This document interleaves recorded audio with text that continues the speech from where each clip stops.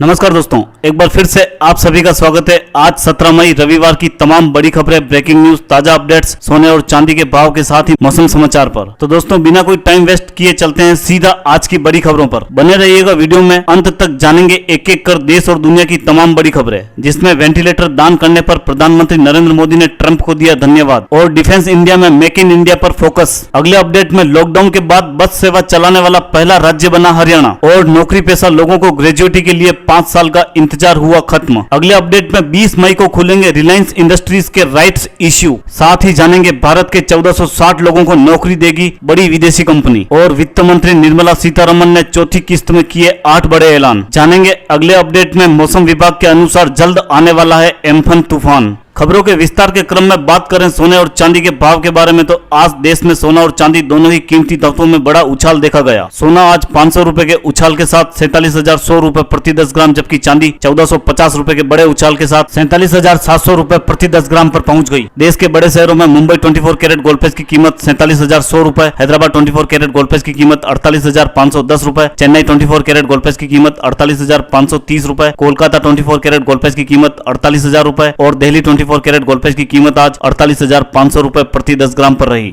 अगली बड़ी खबर में प्रधानमंत्री नरेंद्र मोदी ने भारत को वेंटिलेटर दान करने पर अमेरिका के राष्ट्रपति डोनाल्ड ट्रंप का शुक्रिया अदा किया है। इससे पहले शुक्रवार देर रात भारत को वेंटिलेटर दान देने का ऐलान करते हुए प्रधानमंत्री नरेंद्र मोदी को अपना अच्छा दोस्त बताया था। अगली बड़ी खबर में प्रधानमंत्री नरेंद्र मोदी द्वारा 20 लाख करोड़ रुपए के पैकेज की चौथी किस्त की विस्तृत जानकारी वित्त मंत्री निर्मला सीतारमण ने दी। उन्होंने कहा कि सरकार का डिफेंस प्रोडक्शन पर खास जोर होगा, डिफेंस सेक्टर में मेक इन इंडिया पर फोकस होगा, डिफेंस सेक्टर के हथियारों की लिस्ट तैयार होगी, डिफेंस उपकरणों का स्वदेशीकरण किया जाएगा, डिफेंस उपकरणों को देश में बनाने की पहल होगी और चुनिंदा हथियारों की खरीद सिर्फ सरकार करेगी। जी हाँ दोस्तों, अगली बड़ी खबर में हरियाणा ने राज्य के भीतर सार्वजनिक बस सेवा बहाल कर दी है। घोषित लॉकडाउन के बाद वह ऐसा करने वाला देश का पहला राज्य बन गया है। ज्यादातर दूसरे राज्यों की तरह ही हरियाणा में भी बस सेवाएं 23 मार्च को बंद कर दी गई थी। जी हाँ दोस्तों, अगली बड़ी खबर में अब ग्रेजुएटी के लिए किसी कंपनी में 5 साल काम करना जरूरी नहीं होगा। 1 साल तक काम करने पर भी आपको ग्रेजुएटी मिलेगी। ग्रेजुएटी के लिए समय सीमा की शर्त हट सकती है। अब जितने दिन काम करेंगे उतने दिन की ग्रेजुएटी मिलेगी। वर्तमान व्यवस्था में सर्विस में 5 साल पूरे होने के बाद ही कर्मचारी ग्रेजुएटी का हकदार बनता था और 5 साल से पहले नौकरी छोड़ने पर उसे यह राशि नहीं मिलती थी। अगली बड़ी खबर में रिलायंस इंडस्ट्री ने 15 मई को बोर्ड मीटिंग में राइट्स इश्यू के लिए तारीख तय कर दी है। 53,125 करोड़ रुपए के इस सबसे बड़े राइट्स इश्यू को सब्सक्राइबर्स के लिए 20 मई को खोला जाएगा। 3 जून 2020 तक यह खुला रहेगा। पिछले 3 दशक में पहली बार ऐसा होगा कि रिलायंस इंडस्ट्री कोई राइट्स इश्यू लेकर आ रहा है। ऑयल से लेकर टेलीकॉम और रिटेल सेक्टर में कारोबार करने वाली रिलायंस इंडस्ट्री ने 30 अप्रैल को राइट्स इश्यू को पहली बार मंजूरी दी थी। कंपनी ने इसके लिए फिक्स रेट 1,257 रुपए प्रति शेयर तय किया है। आसान शब्दों में कहें तो पहले से अगर आपके पास रिलायंस के शेयर हैं तो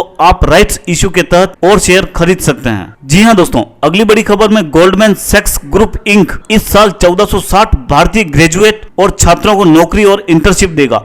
गोल्डमैन सैक्स की भारत प्रमुख गुंजन सामतानी ने एक इंटरव्यू में बताया कि 1460 की संख्या में आधे लोगों को नौकरी पर रखा जाएगा। यह नौकरी आधे बेंगलुरु में बैंक के प्रौद्योगिकी केंद्र में होगी, बाकी लोगों को इंटर्नशिप पर रखा जाएगा। अगली बड़ी खबर में प्रधानमंत्री नरेंद्र मोदी ने 20 लाख करोड़ रुपए के राहत पैकेज की घोषणा की थी। वित्त मंत्री निर्मला सीतारमण ने शनिवार को उसी पैकेज की चौथी किस्त की विस्तृत जानकारी दी और एविएशन, कोल व पावर सेक्टर में बड़े सुधार का ऐलान किया। अब अगर बिना बताए बिजली कट जाती है तो कंपनी पर जुर्माना लगेगा। साथ ही डिफेंस में एफडीआई की सीमा बढ़ाकर 74% करेंगे। कमर्शियल कोल माइनिंग को बढ़ावा देंगे। कोल सेक्टर में कमर्शियल माइनिंग का ऐलान किया जाएगा। निजी सेक्टर के स्पेस क्षेत्र में भी इसरो की सुविधाएं ले सकेंगे। अगली बड़ी खबर में एम्फन तूफान को लेकर मौसम विभाग ने अंडमान सागर, आंध्र प्रदेश, उड़ीसा और पश्चिम बंगाल में अगले 5 से 6 दिनों तक मौसम खराब रहने की चेतावनी जारी की है। बंगाल की खाड़ी के दक्षिणी पूर्व में कम दबाव का क्षेत्र देखा जा रहा है। कहा जा रहा है कि अगले 2 दिनों में यह तूफान का रूप ले सकता है। तो दोस्तों, खबरों का सिलसिला यही समाप्त करते हैं। अगर आप हमारे चैनल पर पहली बार विजिट कर रहे हैं तो आप हमारे चैनल को सब्सक्राइब कर लें, साथ ही बेल का आइकन भी दबा दें, जिससे हर बड़ी खबर सबसे पहले आप तक पहुंच सके। धन्यवाद दोस्तों।